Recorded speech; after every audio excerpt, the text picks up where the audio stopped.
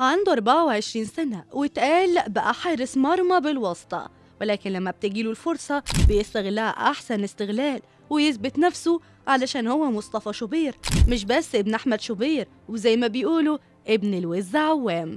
ماشي في حياته بمبادئ لا يمكن يتخلى عنها. أمه وأبوه ما كانوش بيحضروا معاه تمارين وهو صغير، ومع ذلك ليهم فضل كبير عليه. ايه النصيحة اللي قالها محمد صلاح لمصطفى وهو رفضها؟ مفاجأة عن علاقته بشريف إكرامي وحارس الأهلي. طول الساعات اللي فاتت الكل بيتكلم عن تألق مصطفى شوبير واللي عمله في مباراة الأهلي وشباب بلوزداد الجزائري. مش الجمهور بس اللي أشادوا بيه، ولكن كل نقاد وإعلاميين الرياضة كمان في تحليلهم للمباراة قالوا إنها بداية عظيمة ومبشرة ليه، ومن حق شوبير الكبير إنه يفتخر فعلا بشوبير الصغير. مش بس كده، قالوا إنه ماشي على خطي الحضري والشناوي وعظماء حراس المرمى في مصر. كده الفرصة جت لمصطفى شوبير على طبق من ذهب، وإصابة الشناوي مصلحة ليه، وزي ما بيقولوا مصايب قوم عند قوم فوايد. فيا ترى مصطفى شوبير هيكون قد التحدي ويقدر يثبت قدراته ونفسه مع الفريق الأحمر، خاصة إنه فعلا شارك في مباريات كتير وأثبت جدارته. ورغم كده اتمنى مصطفى الشفاء للشناوي وإنه يرجع للملاعب من تاني. مصطفى ماشي في حياته بمبدأ محدش بياخد رزق حد، وأحيانا بيجي عليه أوقات صعبة زيه زي أي شخص، ولكن هو بيعمل اللي عليه وبيعمل بالآية اللي بتقول إن لا نضيع أجر من أحسن عملا، ودايما حاططها قدامه على موبايله.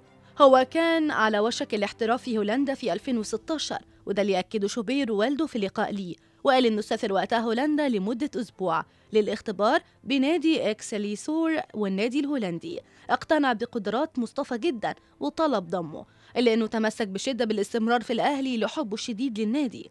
مصطفى بدأ مسيرته في فريق الشباب بالأهلي قبل أن هو يتم تصعيده للفريق الأول في 2019، وفي 2018 شارك مصطفى مع الأهلي للمرة الأولى في لقاء ودي قدام المصري للاتصالات، وده ضمن استعدادات الأحمر في دور نصف النهائي ببطولة دوري أبطال إفريقيا. والده كانت فرحته مش سايعاه وكان دايما أسعد يوم في حياته، مش علشان أول مباراة ليه بس، ولكن لأنه كمان لما شارك في جزء من الشوط الثاني مع الأهلي ما دخلش في مرماه أي أهداف. قال ساعتها الأهلي هيقدم حارس مرمى من العيار التقيل، ولكن على الناس أن تنسى إنه ابن أحمد شوبير. يوم 30 سبتمبر 2020 بالنسبة لوالده هو أسعد أيام حياته، وحلمه اتحقق إنه شايف مصطفى في الأهلي في المكان اللي اتربى فيه وبيدافع عنه طول الوقت.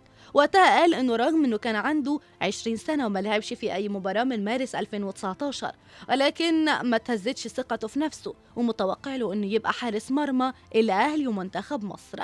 مصطفى شارك في 14 مباراة مع الأهلي في مسيرته الكروية في مختلف البطولات المحلية، و9 مباريات في الدوري المصري، 3 مباريات في بطولة كأس الرابطة المصرية، ومباراتين في كأس مصر. ولولا تشجيع والده ووالدته ما كانش هيوصل للمستوى ده، وده رغم انهم ما كانوش بيروحوا معاه التمرين في النادي وهو صغير، واللي بيوصلوا هو السواق بتاعهم، ولكن هو مع الوقت عارف ان ده لمصلحته علشان وجودهم ما يكونش ضغط عليه ويأثر بالسلب.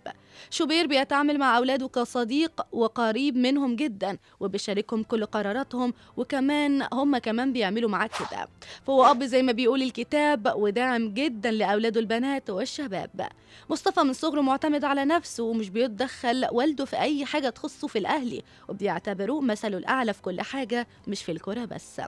محمد صلاح نصحه بنصيحة لكن هو رفضها. مصطفى قال إنه جاله عرض للاحتراف في فريق ألافيز الأسباني وخضع لفترة معايشة هناك، لكن الأهلي تمسك بوجوده ورفض رحيله، وهو كمان كان محتاج يفكر لوقت أكبر، ومحمد صلاح نصره وقتها بالاحتراف بدري لكنه ما استجابش لنصيحته. أما عن علاقته بزمايله اللاعبين فهم كمان بيحبوه جدا وهو كمان بيحبهم. الشناوي دايما فخور بيه، وبعد مباراة بلوزداد نشر صورة ليهم وهناه على تألقه. مصطفى قال قبل كده ان كل حراس الاهلي سالكين، علاقته بيهم قريبه جدا وياما خد منهم جوانتيات ولبس من قبل ما يبقى في الفريق الاول كمان، لدرجه انه شريف اكرامي دايما دعم ليه وقالوا انه بيعتبره ابنه. فيا ترى هيجي اليوم اللي يكون مصطفى شوبير حارس الاهلي الاساسي ومنتخب مصر زي ما والده بيحلم؟ شاركوني برايكم في التعليقات.